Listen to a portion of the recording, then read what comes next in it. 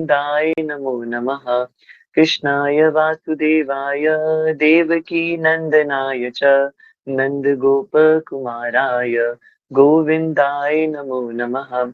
सच्चिदानंद रूपाय विश्वोत्पत्त्यादिहेतवे तापत्रय विनाशाय श्रीकृष्णाय वयं नमः।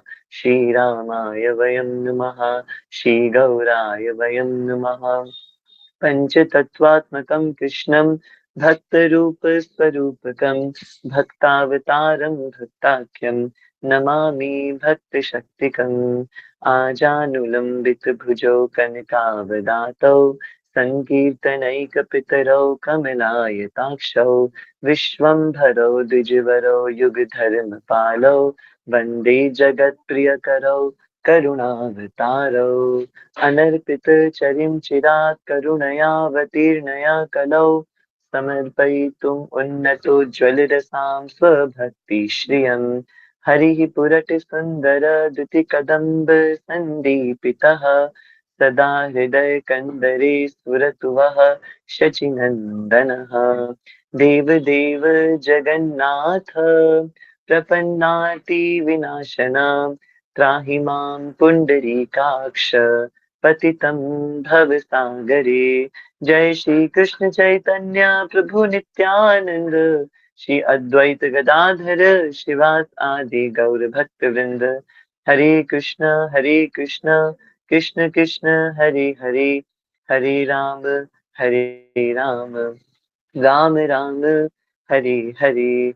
श्री राधा रमण लाल की जय। श्री जगन्नाथ बलदेव सुभद्रा महारानी की जय। हरे कृष्ण। आप सभी भक्तों का हार्दिक स्वागत करते हैं एक बार पुनः हमारे रमन परिकर के आषाढ़ मास के आज के 15वें दिवस के संकल्प के अंदर सभी भक्तों का हृदय से स्वागत है। हम सभी भक्त लोग जगन्नाथ जी का मंगल मनोरथ मना रहे हैं आषाढ़ के महीने में।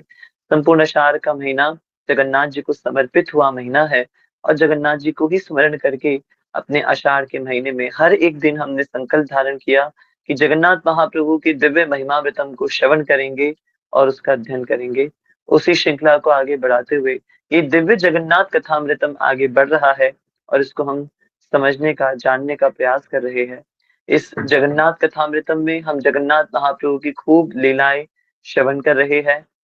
बहुत से भक्त अच्छे से श्रवण कर रहे हैं।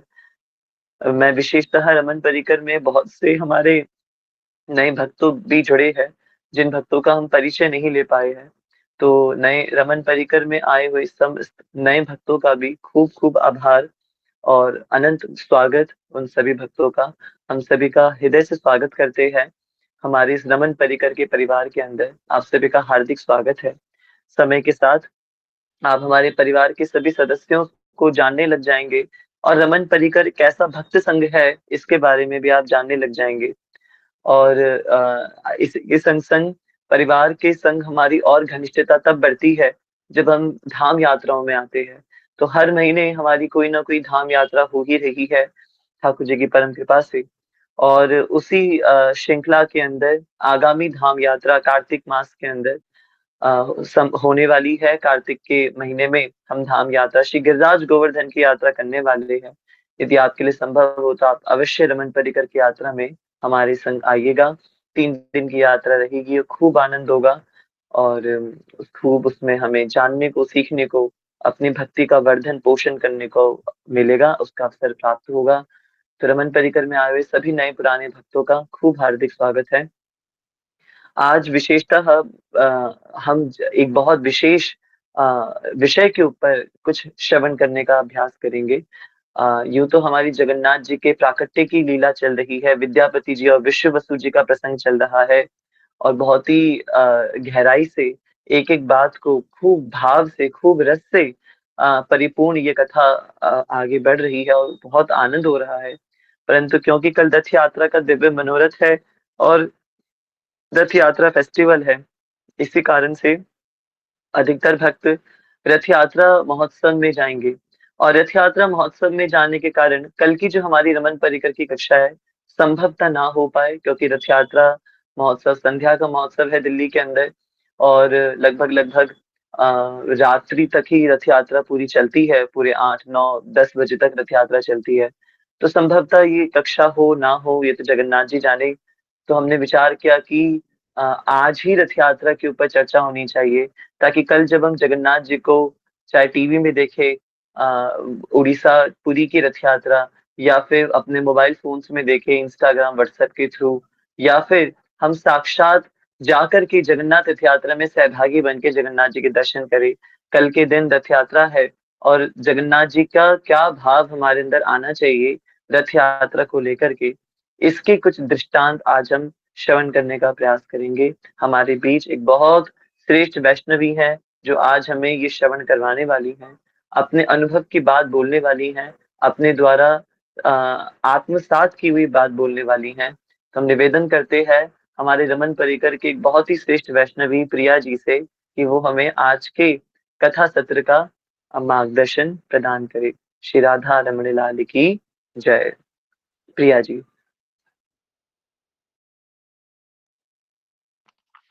राधे श्याम, कोटि दंडवत प्रणाम। मेरी आवाज आ रही है? राधे श्याम। हाँ जी प्रिया जी, बहुत अच्छे से आ रही है आपकी आवाज। आप सभी भक्तजनों के चरणों में कोटि कोटि कोटि दंडवत प्रणाम। और जैसे कि मेरे को अभी बस थोड़ी ही देर पहले पता चला कि सत्र लेने हैं। मैं गई भी कुछ ढूंढने कि कुछ मिल जाए, मैं कुछ बोलूं। बट मेरी एक कमजोरी है कि मैं एकदम लास्ट टाइम में बिल्कुल तैयारी नहीं कर पाती। मतलब मेरा माइंड प्रोसेस नहीं कर पाता कि क्या बोलना चाहिए, क्या पकड़ना चाहिए। तो मैंने फिर वो छोड़ दिया। और जो भी मैंने पूर्व में श्रवण कर रखा है, वो मैं आप सबसे किंचित मात्र यहाँ शेयर करने का प्रयास करूंगी। क्योंकि प्रभु जी जैसे क्लास लेते हैं वैसा तो मैं बिल्कुल भी नहीं दे सकती। बिल्कुल भी ऐसी मेरी सामर्थ्य नहीं है, ऐसा बिल्कुल ज्ञान नहीं है कि मैं कुछ बोल पाऊँ। थोड़ा सा मैं ऐसा प्रयास कर रही हूँ आप सभी के चरणों में। श्री राधा रमन लाल की जय। तो जैसा कि हम सबको पहले से ही पता है, जगन्नाथ जी की यात्रा बहुत दिव्य और बहुत भव्य होती है। उड़ीसा की जगन्नाथ जी की यात्रा बहुत हमारे पूरे देश में ही विदेशों में अब तो बहुत ज्यादा ही फेमस हो रखी है। हर जगह पे जगन्नाथ जी की यात्राएं निकल रही है। भक्त बड़े भाव से इस त्योहार को मनाते हैं। पहले तो कई जगह ऐसा था कि लोग जानते नहीं थे, बट अब ऐसा कोई भी कोना नहीं बचा है। विदेशों में भी लोग जानने लगे हैं कि कौन है जगन्नाथ जी। और हमारे लिए तो बहुत स्पेशल है ये यात्रा, क्योंकि हमारे लिए तो भाई हमारे वृंदावन के ठाकुर है। और सबसे पहला भाव तो यही होता है जगन्नाथ यात्रा का कि ठाकुर जी दर्शन देने आ रहे हैं। जब स्नान यात्रा होती है, स्नान यात्रा के बाद 15 दिन दर्शन बंद होते हैं। और भक्तों के मन में इतना विरह होता है कि दर्शन नहीं हो रहे हैं, दर्शन नहीं हो रहे। जगन्नाथ जी तो इतने देर देर तक दर्शन देते हैं। जगन्नाथ सारे मंदिरों में तो शयन हो जाएंगे, बट अब जगन्नाथ जी के पास बहुत देर रात्रि में भी जाएंगे ना, तो भी जगन्नाथ जी के दर्शन आपको होंगे। इतने प्यारे, इतने अच्छे हमारे जगन्नाथ जी, इतने सरल, इतने सहज हैं। भावों में बहने वाले जगन्नाथ जी हैं। उनके 15 दिन दर्शन नहीं होते। सारे भक्त इतने विचलित हो जाते हैं कि 15 दिनों बाद कब कब ये 15 दिन बीते, कब सब कुछ ठीक हो, कब वो दिन आए कि हम जगन्नाथ जी के दर्शन करें। ये तो भक्तों के भाव हो गए। पर जगन्नाथ यात्रा का मेन भाव तो ये होता है कि जगन्नाथ जी अपने भक्तों के लिए ललायित होते हैं। उनको लगता है मेरे भक्त क्या मेरा दर्शन नहीं कर पा रहे, मैं अपने भक्तों का दर्शन नहीं कर पा रहा हूँ। मुझे दर्शन करने हैं भक्तों के, मुझे नहीं अच्छा लग रहा है यहाँ। जगन्नाथ जी की जो विरह होती है ना, वो भक्तों के विरह से ज्यादा होती है। जब जब एक भक्त के मन में विरह आता है ना, तो भक्त बहुत उत्सुक होता है ठाकुर से मिलने के लिए। बहुत ललायित होता है। सारी चीजें करता है, जो जो गुरुदेव कहते हैं, जो आचार्य कहते हैं, वो सारी चीजें करता है भक्त। नाम जप करता है, श्लोक याद करते हैं, भजन करते हैं, संतों के आश्रय में जाते हैं हम। खूब प्रयास करते हैं कि कैसे भी हम उस लायक बन पाए कि हम जाके ठाकुर के दर्शन करें। इस लायक बन पाए कि हम ठाकुर के पास जा पाए, उनको देख पाए।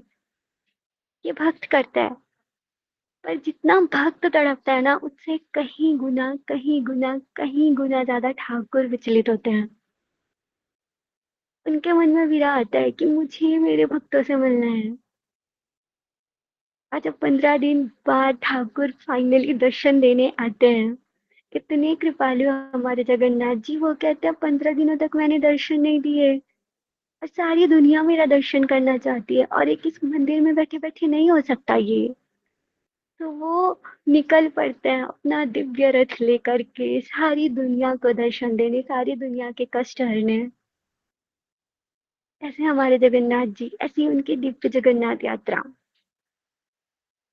तो अभी वर्तमान में जो हम हमारी दृष्टि से दिखता है हमें कि जगन्नाथ जी की स्नान यात्रा होती है, फिर जगन्नाथ जी चले जाते हैं आराम करने, 15 दिनों तक उनके दर्शन नहीं होते। फिर जब दर्शन बढ़ते हैं, जब दर्शन दिखते हैं हमें ठाकुर जी के, तो जगन्नाथ जी आते हैं रथ पे आरूढ़ होके, बलदेव जी के संग, सुभद्रा जी के संग हमें दर्शन दे रहे हैं। और भक्त उनका खूब स्वागत करते हैं, खूब भीड़ होती है। ये अभी का भाव है। पर हम थोड़ा सा पीछे चलते हैं और सुनते हैं कि इसके पहले का भाव क्या है। कि कुछ समय पहले हमारे महाप्रभु जी आते हैं। महाप्रभु जी, महाप्रभु जी तो स्वयं ठाकुर जी, स्वयं श्री जी है। गौर तो स्वयं राधा रमन है, स्वयं राधा रमन है।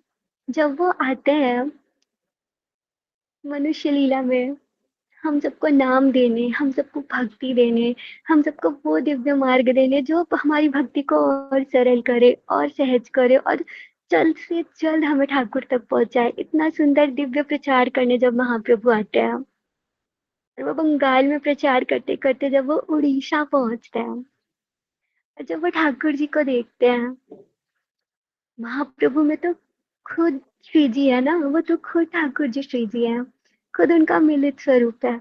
महाप्रभु जब जगन्नाथ प्रभु को देखता है, उनके मन में पूर्णतः श्री जी का भाव आता है, और वो जो वीरा उनके मन में आता है, वो जगन्नाथ जी को लेके इतना वीरा आतुर होते हैं, इतना वीरा आतुर होते हैं। उन्हें बस ऐसा होता है कि वो भी पिघल जाए। बड़ी मुश्किल से स्वयं को संभालते हैं।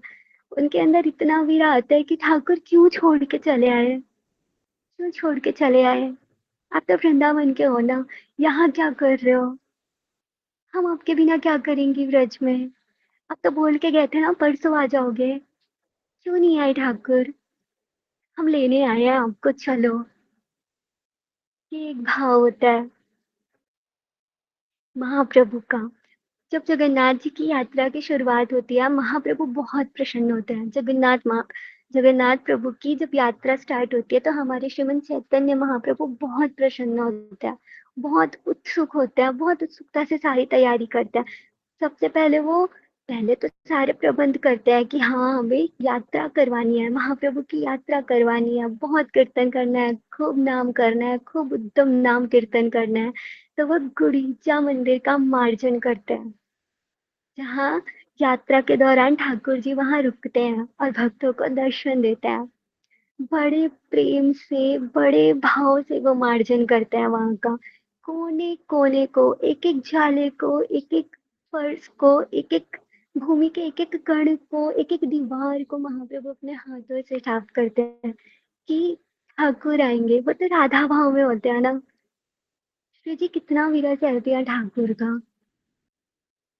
अब श्री जी जब ठाकुर जी के आने का स्वागत करेंगे, तो वो तो स्वयं त्रिलोक स्वामिनी है ना, वृंदावनेश्वरी है।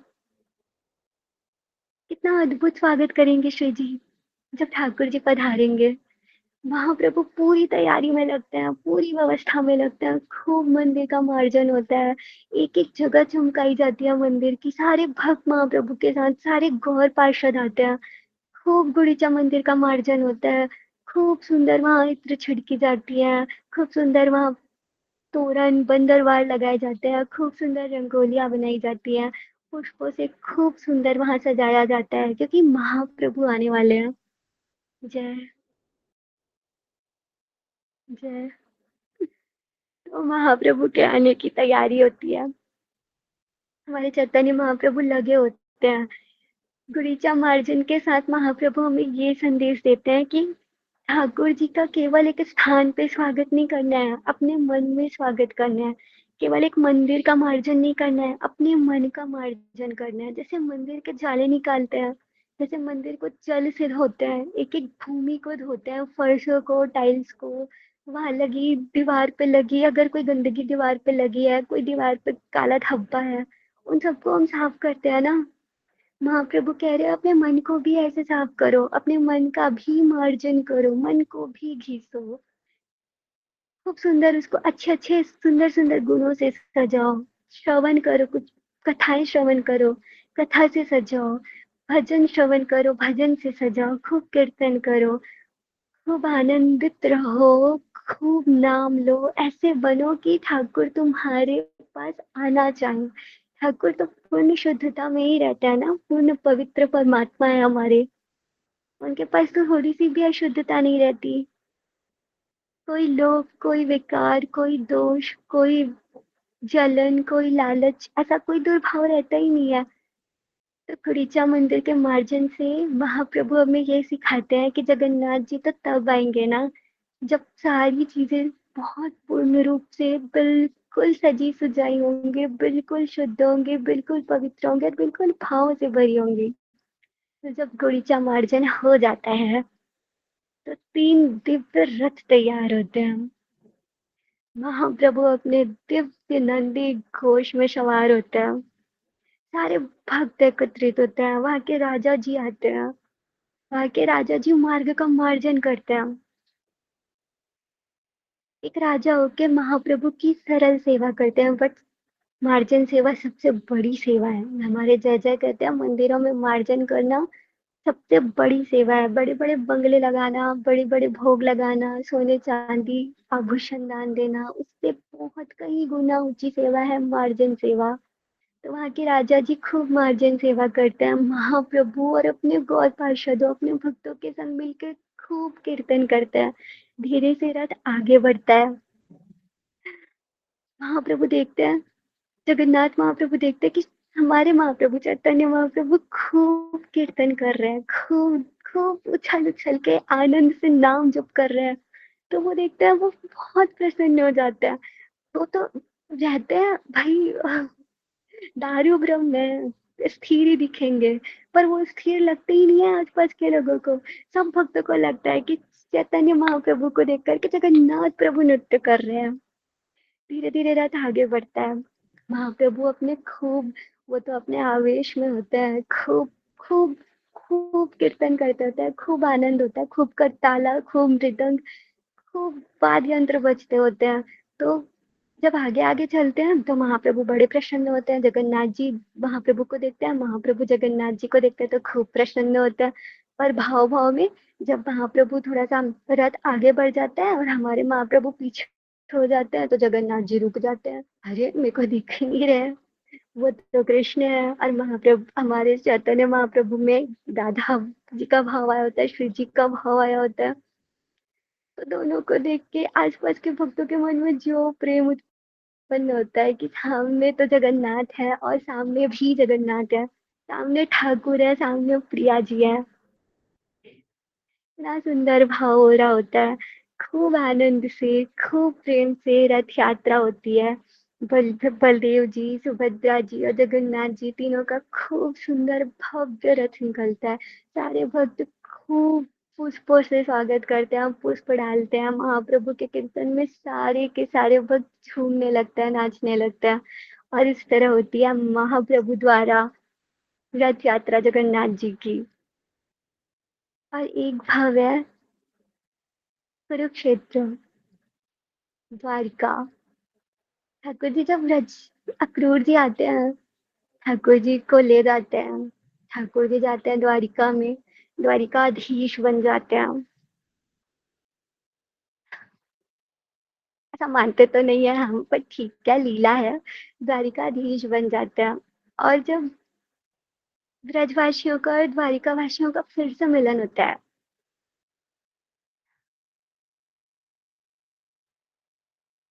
श्री जी भी जाती है ठाकुर से मिलने। 100 साल बाद सारे ब्रजवासी जाते हैं, बोल के कहते हैं कि परसों आ जाएंगे। 100 साल हो गए, आई ही नहीं। सारे ब्रजवासी जाते हैं कि देखे तो लाला कैसा है। उनके लाला तो द्वारिकाधीश हो चुके हैं। ठाकुर सारे ब्रजवासियों से मिलते हैं, यशोदा मैया से, नंद बाबा से। 100 साल बाद ऐसी स्थिति होती है कि अश्रु रुकते ही नहीं है। फिर क्या पूजा, फिर क्या तुलसी अर्चन, फिर कैसी मनोदशा। 100 साल बाद कोई अपने ठाकुर से मिल रहा है, यशोदा मैया अपने लाला से मिल रही है। वो उन्होंने 100 साल तक वो घर पे रसोई ही नहीं बनाई, जाने पड़ रखे हैं उनकी रसोई में, माखन ही नहीं निकाला। प्रतीक्षा ही कर रही हैं, बाट ही जो रही हैं अपने लाला की। 100 साल बाद जब मैया देख रहे हैं अपने लाला को, उनको द्वारिकाधीश नहीं नजर आ रहे हैं, उनको वो छोटे से कन्हैया नजर आ रहे हैं जिनके लिए वो माखन निकाला करती थी, जो उनकी मटकियां फोड़ा करता था।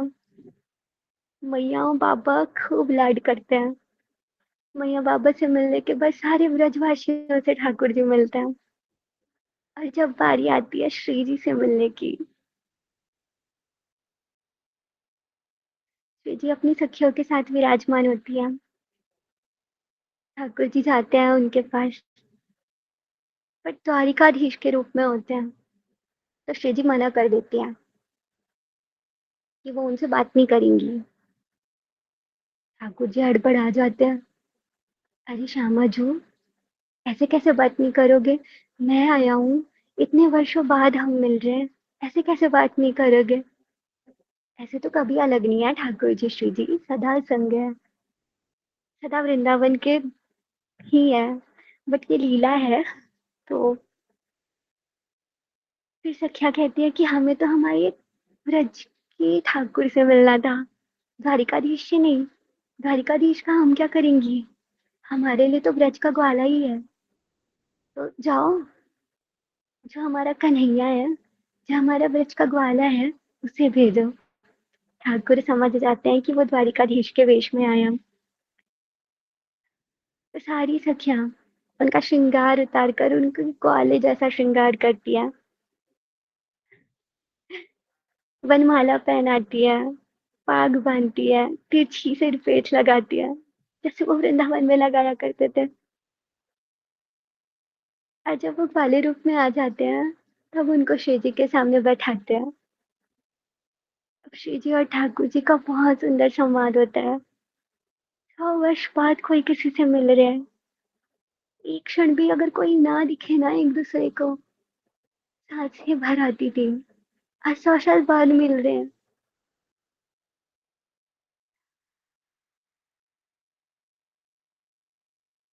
आंसू तो रुक ही नहीं रहे। क्या कहें, कुछ समझ ही नहीं आ रहे। हम श्री हनुमान प्रसाद पोदार जी की एक बहुत सुंदर सोडच गीत में से एक गीत है, जो ठाकुर जी श्री जी के बीच का संवाद है। हाँ तो दासी नित्य तिहारी, हाँ तो दासी नित्य तिहारी। श्री जी इतने वर्षों बाद ठाकुर जी को देख के कहती है, हे श्याम सुंदर, मैं तो सदा से आप ही की दासी हूं ना। अब तो मेरे प्राण नाथ हो, जीवन धन हो, मैं तो आप पे बलिहारी हूँ। आप मुझे प्रेम करो, या मुझे अपना बनाओ, या फिर मुझसे क्रोधित होके ना मुझे छोड़ दो। मैं तो आप ही की हूँ, आपका सुख ही मेरा सुख है। मेरे दुख का क्या, आप सुखी हो ना, उसी में मैं सुखी हूँ। मैं तो आप ही की हूँ। श्री जी अपने भाव कहती है। श्री जी कहती है, मैं तो पूरी तरह आपके ऊपर समर्पित हूँ, आप ही की हूँ। अब आप मुझे स्वीकार करो, अपना बनाओ, मुझे प्रेम दो या धुतकार दो। ये आपके एक शरणनाथ। और श्री जी के ऐसे भाव सुन के ठाकुर जी बहुत विचलित हो जाते हैं। बहुत हिम्मत करके श्री जी से कहते हैं, हे प्राणेश्वरी, आप तो हृदयेश्वरी हो, आप ही तो हो, आपके अलावा कोई कहाँ है यहाँ। मैं राधा रमन तभी तो हूँ जब आप हो, वरना मैं तो रमन करते रह जाऊंगा। आप होगे तभी तो मैं राधा रमन होऊंगा ना। हे प्राणेश्वरी, हे हृदयेश्वरी, आपके बिना मैं कहाँ जाऊंगा। आप भी हो मेरी, आपके अलावा कुछ नहीं है। ऐसे ठाकुर जी श्री जी को मनाते हैं, और श्री जी और ठाकुर जी का सुंदर मिलन होता है। इतने वर्षों बाद श्री जी और ठाकुर जी को सदा सदा अपने पास देखकर, अपने सामने देखकर गोपियों के मन में भाव आता है कि अब बस हो गया। आप ठाकुर जी को अपने संग ले जाएंगी, अपने हृदय में बसाकर ठाकुर जी को अपने संग ले जाएंगी। तो वो जो द्वारिका धाम होता है, वो होता है जगन्नाथपुरी। और जो गुड़ीचा धाम होता है, वो होता है हमारा वृंदावन। तो गोपियां तो बस ठाकुर जी को अपने हृदय में बसाकर, श्री जी को और ठाकुर जी की उस युगल जोड़ी को अपने हृदय में बसाकर वृंदावन ले आती है। ये एक भाव है जगन्नाथ यात्रा का। और अभी की जो जगन्नाथ यात्रा होती है, वो तो पुरी की जगन्नाथ यात्रा होती है, जिसमें महाप्रभु अपने बड़े भैया बलदेव के साथ, जो कि उन्हीं की अनंत शक्तियां, अनंत शेष है, और अपनी बहन सुभद्रा जी, जो कि उन्हीं की शक्ति योग माया स्वरूप है, उनके साथ अपने भक्तों को दिव्य दर्शन देने के लिए गुड़ीचा धाम की ओर प्रस्थान करते हैं, और मार्ग में खूब नृत्य करते, खूब रथ में लीलाएं करते जाते हैं। इस बीच साल्वेग जी की भी बहुत सुंदर स्तुति आती है, अहे नील शैल। सबने सुन रखा होगा, श्री इंद्रेश महाराज जी ने बहुत सुंदर गाया है। साल्वेग जी भी बहुत सुंदर स्तुति करते हैं। ऐसे सुंदर सुंदर भाव है जगन्नाथ जी के। राधा रमन लाल की जय। मुझे पता है मैं बहुत अच्छे से नहीं बता पाई, मेरे को इंस्टेंट 5 मिनट में जो समझ आया वो मैंने बोला। मुझसे कोई त्रुटि हो गई हो तो आप सभी के चरणों में कोटि कोटि क्षमा याचना, क्षमा कीजिएगा। बाकी सागर प्रभु जी आप आगे बताइए। श्री राधा रमन लाल की जय।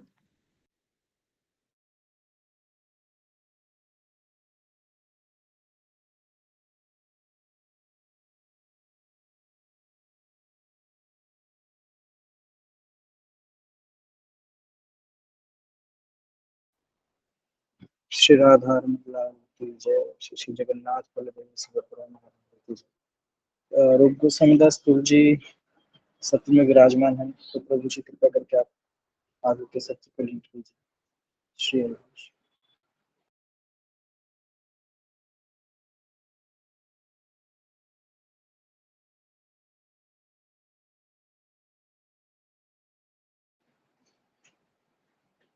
मैंने लीड करने के लिए कहा था, ये तो लेफ्ट ही कर गए।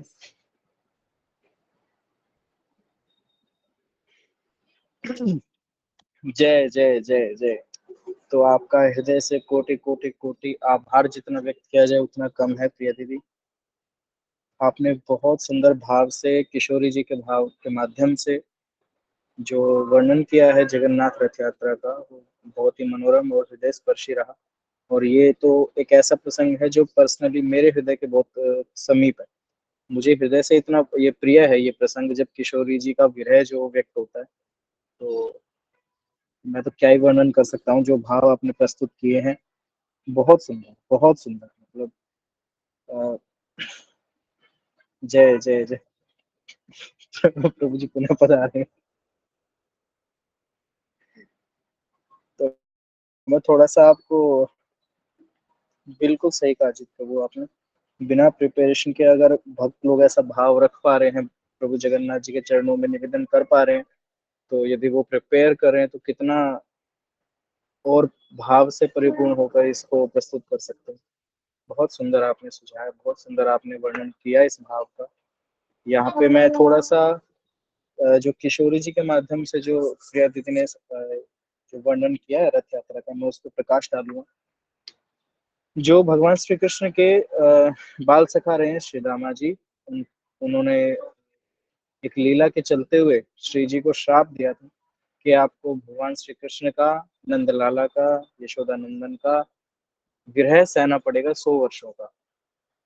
उसी के चलते हुए जब ठाकुर जी मथुरा की ओर गमन करते हैं तो कह के जाते हैं कि मैं आऊंगा परसों, लेकिन ये जाने से पूर्व जब भगवान श्री कृष्ण रथ में विराजमान होकर मथुरा की तरफ जाने के लिए रेडी हो रहे हैं, तो जितनी भी वहां पे ब्रजवासिन थी, गोपियां थी, वो पकड़ लेती हैं, रथ के पहियों को पकड़ लेती हैं, भगवान श्री कृष्ण और बलराम जी की बाहों को पकड़ लेती हैं, और डोर डोर जो होती है, जो रथ की डोर होती है, उस डोर को पकड़ लेती हैं और कहती हैं कि चाहे हमारे प्राण चले जाएं लेकिन हम इस रथ को आगे नहीं जाने देंगी।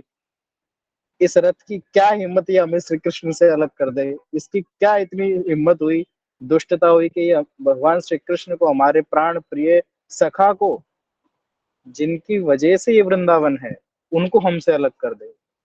हम प्राण त्याग देंगे लेकिन इस रथ को आगे नहीं चलने देंगे। और जितने भी ब्रजवासी हैं सब उस रथ के आगे लेट जाते हैं कि यदि तुम्हें कृष्ण, यदि तुम्हें हमें हमारा त्याग करके जाना ही है तो हमारे ऊपर से जाना होगा, क्योंकि तुम चले जाओगे, अगर हम जीवित रहें, ये संभव ही नहीं है कि हम जीवित रहें तुम्हारे बिना, तो आप चले जाओ लेकिन हमारे ऊपर से होके जाना पड़ेगा आपको।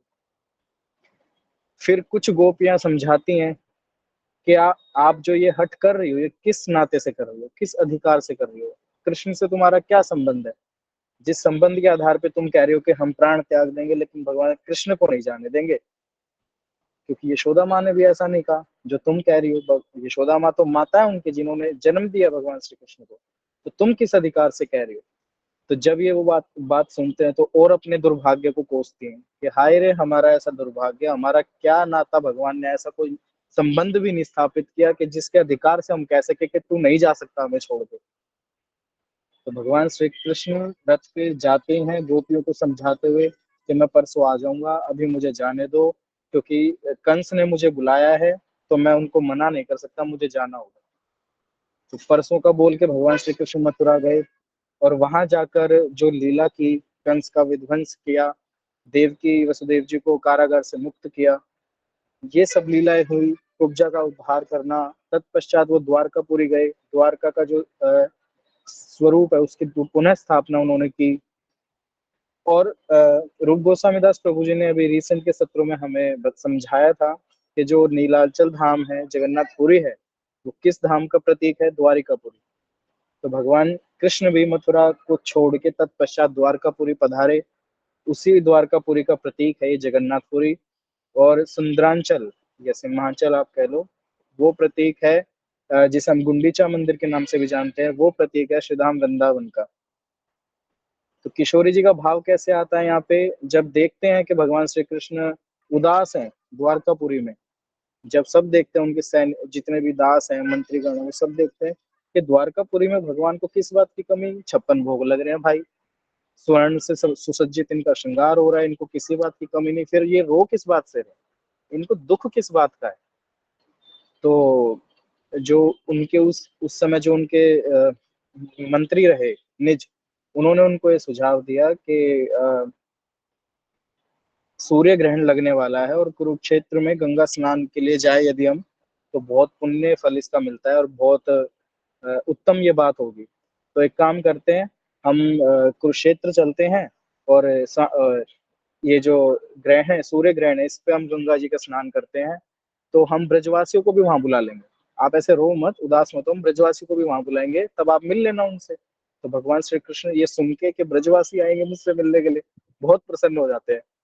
तो वो रथ पे विराजमान होते हैं और कुरुक्षेत्र जाते हैं, अपने जहाँ पे परिसर बनाया होता है वहां पे विराजमान होते हैं। ब्रजवासियों को जब ये बात पता चलती है कि श्री कृष्ण जो है वो बलराम के साथ और सुभद्रा मैया के साथ जो है पधार रहे हैं कुरुक्षेत्र, उनकी तो खुशी का ठिकाना नहीं रहा। मानो एक बिल्कुल गुप्त अंधेरे वाले कमरे में किसी ने प्रकाश जला दिया, किसी ने दिया प्रज्वलित कर दिया हो, ऐसा एक आनंद की लहर उठ गई पूरे ब्रज में कि कृष्ण जो है वो पधार रहे हैं कुरुक्षेत्र और उसने हमें बुलाया है, ये संदेश जाता है। तो ब्रजवासी सोचते हैं कि कृष्ण ने हमें बुलाया, हमें हमसे मिलेंगे वो, क्योंकि 100 वर्ष हो चुके हैं भगवान को। द्वारकापुरी से जब कुरुक्षेत्र आते हैं तो 100 वर्ष हो चुके होते हैं ब्रजवासियों से मिले हुए, तो कैसा कैसा विरह होगा ब्रजवासियों के हृदय में और भगवान श्री कृष्ण के हृदय में। जिनके अंश मात्र के चौथाई भाग का भी चौथाई भाग कर दिया जाए, वो होता है जो हम यहाँ के, जो हम कहते हैं ना कि संसार में यार कितना एक दूसरे से प्रेम करते हैं, कितना विरह है इनके अंदर, वो विरह उस एक अंश का चौथाई का चौथाई का चौथाई भाग। तो भगवान श्री कृष्ण कैसा विरह फील कर रहे होंगे, आप इमेजिन कीजिए। श्रीमती राधा रानी जो पराकाष्ठा है इस विरह की, उनके अंदर कैसा विरह होगा। तो जब उनको पता चलता है कि मेरे कृष्ण मुझे बुला रहे हैं, मिलने के लिए बुला रहे हैं, तो दौड़ते हैं वो सब कुरुक्षेत्र की तरफ। तो जब वहां पहुंचते हैं तो अब ये भाव रथ यात्रा का क्या है, जो जगन्नाथपुरी है, नीलांचल है, वो है हमारा द्वारकापुरी। और द्वारकापुरी से जब रथ तैयार होता है भगवान जगन्नाथ का, द्वारकाधीश का, भगवान श्री कृष्ण का, तो उनको रथ से खींच कर लाया जाता है सुंदरांचल की तरफ, यानी कि श्रीधाम वृंदावन की तरफ। यानी मतलब भाव ऐसा है इस प्रसंग का, कि जितने भी वहां पे रथ यात्रा में सम्मिलित हुए भक्त हैं, वो सब कौन है? कुछ द्वारकापुरी के भक्त हैं, कुछ ब्रजवासी हैं। वो क्या कर रहे हैं? अपने इष्ट, अपने आराध्य देव भगवान श्री कृष्ण को मिला रहे हैं। किन से मिला रहे हैं? 100 वर्षों से बिछड़े हुए उनके ब्रजवासियों से, 100 वर्षों से बिछड़े हुए अपनी किशोरी जी से उनका मिलान वो करवा रहे हैं। रथ यात्रा का ये भाव। तो रथ यात्रा का भाव सिर्फ ये नहीं है कि हम एक मंदिर से लेके दूसरे मंदिर तक ले जा रहे हैं भगवान जगन्नाथ को, नहीं।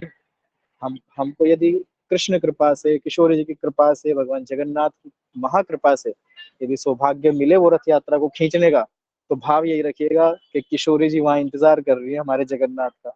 तो हम इन जगन्नाथ को खींच के ले जा रहे हैं। कि कैसे नहीं जाओगे, हम आपको लेके जाएंगे। तो उनको बड़े प्रेम से वो जगन्नाथ जी को श्रीधाम वृंदावन स्वरूप प्रतीक सुंदरांचल गुंडीचा मंदिर की तरफ लेके जाती है, और वहां फिर ब्रजवासियों से वो मिलान करवाते हैं। जो गुंडीचा मंदिर है उसको प्रतीक भी माना जाता है भगवान जगन्नाथ जी के आविर्भाव का, बर्थ प्लेस भी माना जाता है। तो ये भी भाव है कि भगवान जगन्नाथ नीलांचल से चल के अपने वापस पुनः अपने निवास स्थान पर लौटते हैं कुछ समय व्यतीत करने के लिए।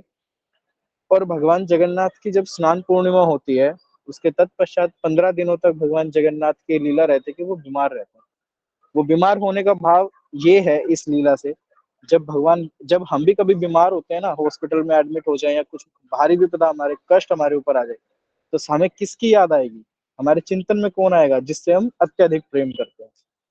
यदि हम हॉस्पिटल में एडमिट हो तो हमें दोस्त थोड़ी सुहाई देंगे, या चलो दोस्त सुहाई भी दें, लेकिन हमारे चिंतन में कौन आएगा? जिसके प्रति हम समर्पित हैं, जिसके प्रति हमारा लगाव है, जिसका हमारे साथ संबंध है, वही हमको सबसे ज्यादा याद आता है। और उसी को हम यही चाहते हैं कि वो व्यक्ति बस मेरे पास रहे। बीमारी तो मैं झेल लूंगा, बस वो व्यक्ति मेरे पास रहे। तो ठाकुर जी जब 15 दिन की ये बीमार होने की लीला करते हैं, तो भाव ये है कि भगवान जगन्नाथ खूब रो रहे हैं, खूब विरह फील कर पा रहे हैं ब्रजवासियों के प्रति। तो जब वो ठीक हो जाते हैं, ठीक होने का मतलब उनको ये संदेश मिलता है कि कुरुक्षेत्र में ब्रजवासी आ रहे हैं आपसे मिलने के लिए, तो ये सुनकर ही भगवान जगन्नाथ ठीक हो जाते हैं। और जैसे ठीक हो जाते हैं तत्पश्चात उनकी रथ यात्रा निकलती है कि मुझे ले चलो मेरे ब्रजवासियों के पास, मुझे मिला दो एक बार उनसे, बस मैं उनको एक बैठ के अपनी मैया को निहार लूं, बैठ के अपने बाबा को देख लूं। इतना दिन हो गया मुझे, इतने वर्ष व्यतीत हो गए किशोरी जी से मिले हुए, बाबा नंद से मिले हुए, यशोदा मैया से मिले हुए। तो रथ यात्रा का एक भाव ये है। और साल बेग जी की भी कथा आती है। उनका एक अलग लीला है कि एक राजा हुए, वो जो कि मुस्लिम धर्म के थे। उन्होंने एक ब्राह्मण जो विधवा थी उसका अपहरण करके उनसे विवाह किया। उस विवाह से जब एक पुत्र का जन्म हुआ तो उनका नाम पड़ा साल बेग। अब चूंकि वो भले ही मुसलमान थे उनके पिता, तो मुसलमान, तो उनका वो हुआ, धर्म हुआ, लेकिन ब्राह्मण कन्या थी, इसलिए उनकी जो रुचि है, उनकी जो अंदर प्रेम है, वो जगन्नाथ के प्रति बहुत है, भगवान जगन्नाथ के, श्री हरि श्री कृष्ण के प्रति बहुत है। तो जब जब रथ यात्रा निकलती है तो साल बेग जी जो है वो दौड़ते हैं रथ यात्रा को देखने के लिए, भगवान जगन्नाथ को रथ पे विराजमान होते हुए। तो लेकिन अब यहाँ पे एक ऐसा नियम है कि जो मुसलमान धर्मी हैं, केवल हिंदुओं का प्रवेश है वहाँ पे लिखा भी हुआ है। जो सिंह द्वार है उसके थोड़ा साथ में आप देखो तो टाइल पे एक लिखा हुआ है, करीब 5 या 6 भाषाओं में लिखा हुआ है कि यहाँ पे सिर्फ हिंदुओं का प्रवेश है। तो एक तो वहाँ के पंडाओं ने मना कर दिया कि आप अंदर नहीं जा सकते, आप भगवान जगन्नाथ का दर्शन नहीं कर सकते। तो वो क्या करते थे, एक छोटी-सी ऐसे पत्तों की, ताड़ के पत्तों की कुटिया बना के उसमें छिप के दर्शन किया करते थे भगवान जगन्नाथ का। तो इस प्रकार से उन्होंने बहुत समय तक भगवान जगन्नाथ का दूर से रह के दर्शन किया। तो एक समय जब रथ यात्रा निकल रही थी तो वहाँ के जो मुगलों के शासक हुए, उन्होंने थोड़ा आक्रमण करने की कोशिश करी भगवान जगन्नाथ के मंदिर में, रथ यात्रा में व्यवधान डालने का प्रयास किया। तो साल बेग जी ने जो है उनके पैर पकड़ के ये निवेदन किया कि आप कुछ भी करो लेकिन हमारे जगन्नाथ जी को ऐसे कष्ट मत दो। भले हालांकि वो भी मुसलमान थे, तो उन्होंने उनको ये निवेदन किया कि आप ऐसा मत कष्ट दो, आप ऐसा मत आक्रमण करो भगवान जगन्नाथ के मंदिर पे। अब जब वहां के निवासियों ने ये देखा कि साल बेग भले ही मुसलमान है लेकिन इसका जगन्नाथ के प्रति कितना प्रेम है, तब उन्होंने साल बेग को एक स्थायी कुटिया, एक सुंदर ईंटों से बनी हुई कुटिया बनाने का आदेश दिया कि आपके लिए कुटिया बना देंगे। तो वो कुटिया बनने के पर प्रवेश नहीं दिया मंदिर में। वो उसी कुटिया में बैठ के वहाँ के दर्शन किया करते थे जगन्नाथ का और रोते थे कि भगवान मुझे आपने ऐसे धर्म में क्यों जन्म दिलवाया जब मैं आपके दर्शन ही करने नहीं आ सकता। तो मेरा जीवन किस काम का? जब भक्त ही भगवान से अलग रहे तो उसका जीवन किस काम का? मैं ऐसे जीवन का क्या करूं कि आप मेरे से अलग बैठे और मैं विरह में हूँ, बस कि आप मुझे कब बुलाओगे अपने पास? इस प्रकार से बहुत विरह करते, अब मैं शॉर्ट में समझा रहा हूँ आपको, ये बहुत डिटेल्ड कथा भी है। तो वो बहुत विरह करते-करते अपने जीवन को व्यतीत करते हैं और एक समय आता है जब उनकी इतनी ज़्यादा तबीयत खराब हो जाती है कि मानो प्राण छूटने वाले हों। तो जब ऐसी तबीयत खराब होती है, तो भगवान जगन्नाथ की रथ यात्रा निकलती है पुनः और उस रथ यात्रा के निकलते-निकलते अब उन क्योंकि साल बेग जी की ऐसी शारीरिक अवस्था नहीं होती कि वो उठ के जगन्नाथ जी को प्रणाम कर सके, उनका अवलोकन कर सके, उनके लिए प्रस्तुति कुछ कर सके। तो वो बीमार अपनी कुटिया में हैं, देख रहे हैं भगवान जगन्नाथ आ रहे हैं और उनका मानो अंतिम चरण चल रहा है उनकी लीला का। तो भगवान जगन्नाथ जी का रथ जा रहा है और अनायास ही अचानक से भगवान जगन्नाथ का रथ उस कुटिया के बिल्कुल ठीक सामने वो रथ एकदम से रुक जाता है और वो कुछ समय तक वहीं रुका रहता है। और जितने समय में वो वहां रुका रहता है उतने ही समय में साल बेग जी के प्राण उखड़ जाते हैं और उनकी लीला समाप्त हो जाती है। तब से भगवान जगन्नाथ की रथ यात्रा जब-जब निकलती है तो भगवान अपने भक्त के भाव को पूर्ण करने के लिए, क्योंकि वो भले ही ना आ सके। अभी मैं हिज ग्रेस अमरेंद्र दास प्रभु जी का एक रील देख रहा था, उसमें उन्होंने एक शॉर्ट में एक चीज़ बोली कि भक्त अपने भगवान से कह रहा है, जगन्नाथ जी से कह रहा है कि आप तो जगत के नाथ हो, आप उड़िया नाथ थोड़ी हो। जगन्नाथ यानी कि जगत के नाथ हो। तो ऐसा क्यों कि सिर्फ हिंदू ही आपके दर्शन करने आ सकते हैं, हम नहीं आ सकते? तो भगवान जगन्नाथ कह रहे हैं कि जितने भी आ रहे हैं इनको मेरे दर्शन करने आने दो। जितने बाकी बचे हुए भक्त हैं उनके दर्शन करने के लिए मैं खुद आऊँगा बाहर। तुम्हें अंदर आने की आवश्यकता नहीं है, मैं खुद बाहर आऊँगा तुम्हारे लिए रथ यात्रा पे। तो साल बेग जी के लिए भगवान पधारे हैं मानो। और जब-जब रथ यात्रा निकलती है तो आज भी कुछ क्षण के लिए उन साल बेग जी की कुटिया के सामने उस रथ को रोका जाता है। भगवान जगन्नाथ कौन है? जो भक्त के भाव को पूर्ण करे। ये रथ यात्रा कोई समय और नक्षत्र और काल इसमें बाधित थोड़ी है, इसमें बाँधा थोड़ी जा सकता है। भगवान जगन्नाथ जी निकले ही अपने भक्तों से मिलन के लिए, ना कि अपने मनोरंजन के लिए।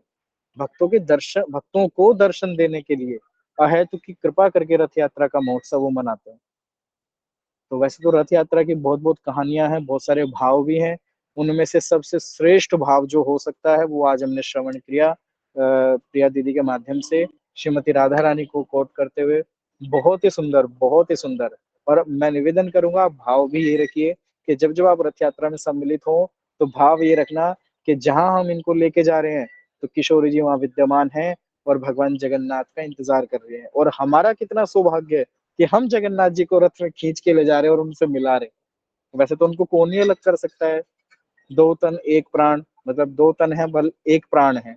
उनको अलग किया ही नहीं जा सकता। मतलब कल्पना करना भी एक अपराध लगता है। परंतु फिर भी भगवान की अति मधुर लीला के निमित्त ही सही हम जगन्नाथ जी को श्रीमती राधा रानी से मिलन करवाते हैं। यशोदा माँ से मिलन करवाते हैं, नंद बाबा से मिलन कराते हैं, ब्रजवासियों से मिलन करवाते हैं। तो ये रथ यात्रा का भाव है। जो रथ यात्रा के दिन भगवान जगन्नाथ के रथ का एक जो वो रस्सी होती है उसको खींचने के मात्र उस खींचने के जितना भी अगर कोई पुरुषार्थ कर ले, साधना कर ले, तो ये अनंत साधनाओं के बराबर का फल होता है। मतलब मोक्ष तो बहुत छोटी चीज है भगवान जगन्नाथ के उस रथ। आप सोचो वो एक रस्सी नहीं है। दिखने में है कि बस हम रस्सी खींच रहे हैं, पर भाव मैंने क्या बताया अभी कि हम जगन्नाथ जी को किशोरी जी से मिलाने ले जा रहे हैं। तो इस भाव की कोई समानता कर सकता है? कदापि नहीं। इस भाव की समानता कोई नहीं कर सकता। युगल स्वरूप लुट जाते हैं उस भक्त के चरणों में या भक्त के प्रति, जो उनको किशोरी जी से और समीपता का अनुभव करवा दे। तो ये लीला है भगवान जगन्नाथ जी के रथ यात्रा की।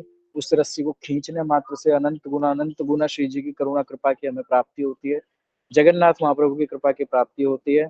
और कल वो शुभ दिन है जिस दिन जगन्नाथ रथ यात्रा प्रारंभ होगी।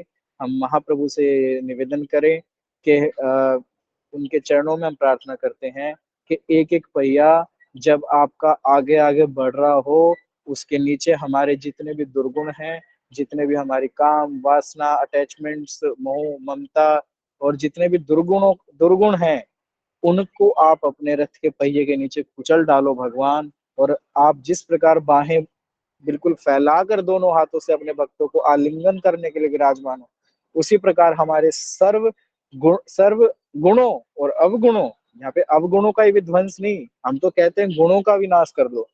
गुण अवगुण विध्वंस तब जयति जयति जग उच्चरे। हमारी सेवक वाणी जो में ये बात आती है कि जब किसी भक्त का, जब किसी साधक के गुणों का और अवगुणों का विध्वंस हो जाता है, तब भगवान श्री कृष्ण की जय घोष के साथ वो उसको अपने आलिंगन में भर लेते हैं। तो भगवान जगन्नाथ जी, आप कृपा करो, आपने रथ के पहिए के नीचे और हमारे द्वारा किया गया पुरुषार्थ हमारे सभी गुणों और अवगुणों का नाश कर दे। और आपके जगन्नाथ जी जो महाबाहु हैं, महाबाहु भी कहे जाते हैं ना, महाबाहु महाबाहु रक्षमाम रक्षमाम, तो महाबाहु आप भुजाएं फैलाकर आप हमें आलिंगन प्रदान करो। तो ये भाव हम करते हैं। आपके रथ यात्रा की आपको बहुत बहुत बहुत कोटि मंगल शुभकामनाएं। कल का सत्र जो कि रूप गोस्वामी दास प्रभु जी ने कहा कि पता नहीं हो पाएगा कि नहीं, लेकिन जगन्नाथ रथ यात्रा की हम आपको बहुत बहुत ढेर सारी शुभकामनाएं देते हैं। हिंदू धर्म में, सनातन धर्म में हमारा जन्म हुआ, ये जगन्नाथ महाप्रभु की बहुत अत्यंत कृपा है। ये कृपा से ये जीवन मनुष्य जीवन मिलता है। जगन्नाथ जी की सबसे बड़ी कृपा ही है कि हम ये हमारे मनुष्य जीवन है। और ये होते हुए अगर हम जगन्नाथ रथ यात्रा में सम्मिलित हो रहे हैं, तो निश्चित ही इस बात पे कोई संशय नहीं होना चाहिए कि हमारा उद्धार तो बहुत छोटी बात, भगवान श्री कृष्ण हमें निज अपना जो संग है वो प्रदान करेगा। ये ठसक आने से होता है, ये कोई साधना के बल से नहीं होता, ये कोई ऐसा नहीं कि कहीं से पढ़ लिया तो बस हो गया, नहीं, ये विश्वास, ये अनन्यता, ये निष्ठा, ये ठसक कि मेरे जगन्नाथ है, मेरे कृष्ण है, ये मुझसे मिले बिना कैसे रह सकते हैं। अरे भैया, मैं तो तड़प ही रहा हूँ इनके लिए, क्योंकि मैं इनको अपना मानता हूँ, लेकिन मैं भी तो इन्हीं का हूँ, तो इनको भी तो तड़प होनी चाहिए मेरे से मिलने की।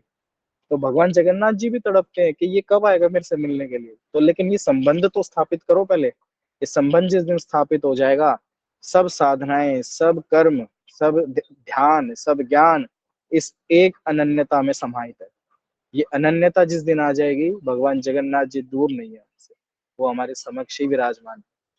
आप सभी को श्री जगन्नाथ बलदेव सुभद्रा जी की महामहिमामय अत्यंत पावन और श्री जगन्नाथ रथ यात्रा की अनंत अनंत कोटि शुभकामनाएं।